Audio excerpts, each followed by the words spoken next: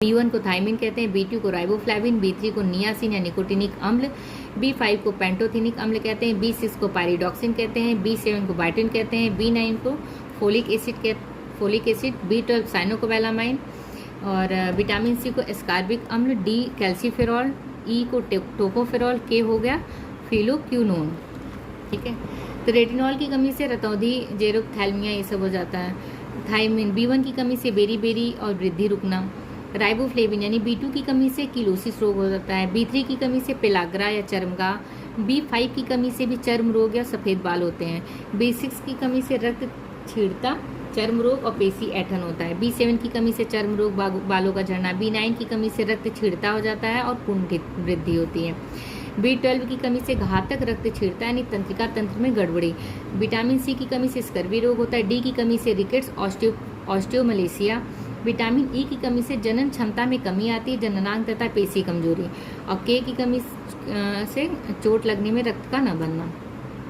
ठीक है, पूछता कौन से विटामिन से जो आंत की जीवाणु द्वारा संश्लेषित होता है, तो वह है विटामिन डी, के और B12। आवश्यक अमीनो अम्ल बाहर फूड से लेने की आवश्यकता होती है, शरीर में संश्लेषण नहीं होता इसका, तो वो आवश्यक अमीनो अम्ल में आएगा। मतलब हमें ज़रूरी होता है कि बाहर से कौन कौन से आवश्यक अमीनो अम्ल में आएगा। ये पूछता है कि अनावश्यक अमीनो अम्ल कौन सा है और आवश्यक अमीनो अम्ल कौन सा है, ये याद होना चाहिए। जैसे कि आवश्यक में कौन कौन सा, leucine, valine, isoleucine, methionine, lysine, tryptophan, arginine, phenylalanine, threonine और क्या लिखा है, हिस्टीडिन। ठीक है, हिस्टीडिन हो गया। और जो अनावश्यक अमीनो अम्ल होता है वो शरीर में ही संश्लेषण होता है।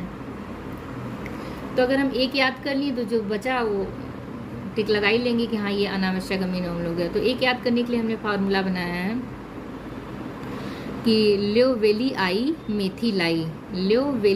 मेथिलाई फैन की अर्जी पर फिनाइल थ्रो करके हंस रही है। फैन की अर्जी पर फिनाइल को थ्रो करके हंस रही है, ल्योवेलिआई मेथिलाई। और फैन की अर्जी पर फिनाइल को थ्रो करके हंस रही है।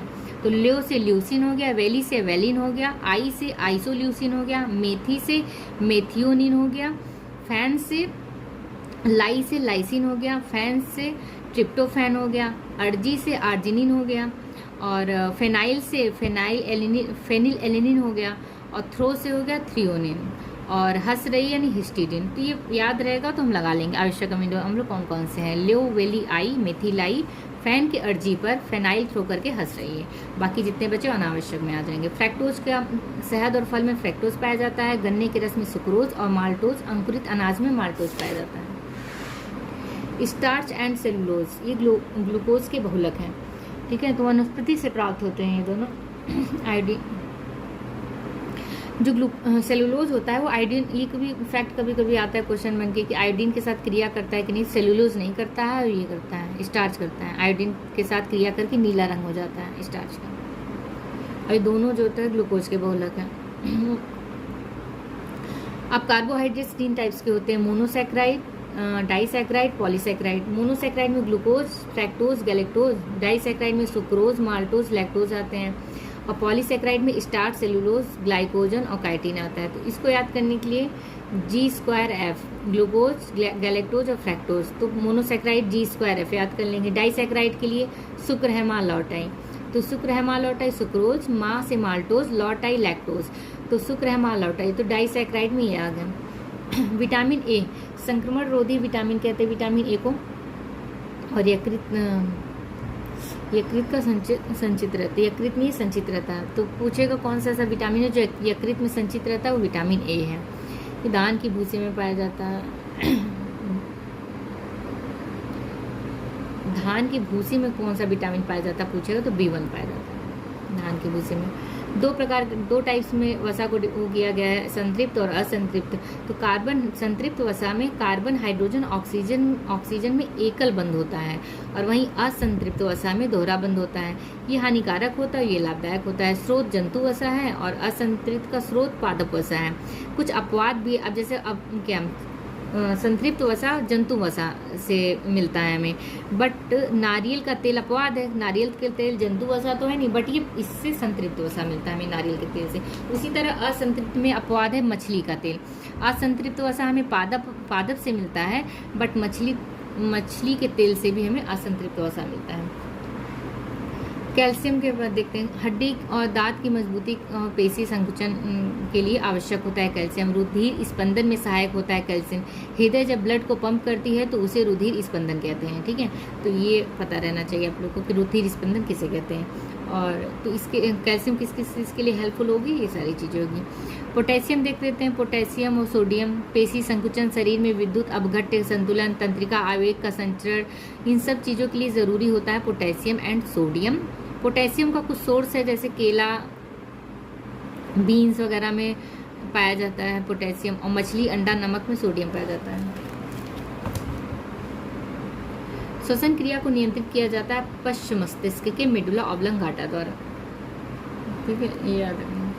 अच्छा, अंतर श्वसन दो टाइप्स हो गए, एक अनॉक्सी श्वसन होता है, एक ऑक्सी श्वसन होता है। ऑक्सी में ऑक्सीजन की उपस्थिति होती है, अनॉक्सी श्वसन जिसमें ऑक्सीजन की उपस्थिति नहीं होती है।